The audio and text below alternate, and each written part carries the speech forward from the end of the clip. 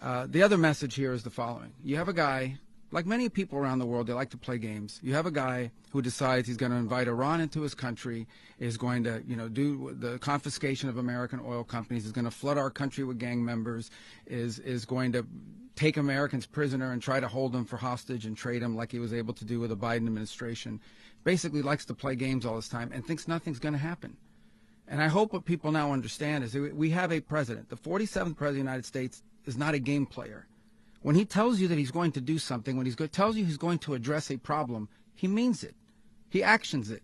I can tell you, I've watched this process now for 14, 15 years, been around it. Everybody talks. I'm going to do this. I'm going to do that. When I get there, we're going to do this. We're going to take.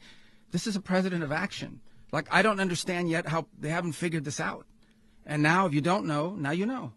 Because this is the way it's going to play out. And I think people need to understand that this is not a president that just talks and does letters and press conferences. And, if he says he's serious about something, he means it. And this is something that was a direct threat to the national interest of the United States. And the president addressed it.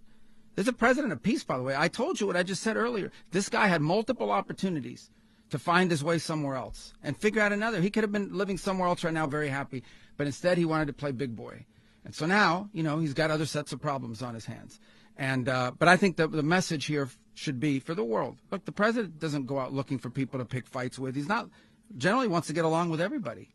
We'll talk and meet with anybody. But don't play games. Don't play games with this president's in office because it's not going to turn out well. And so I hope that, I guess that lesson was learned last night, and we hope it'll be instructive moving forward.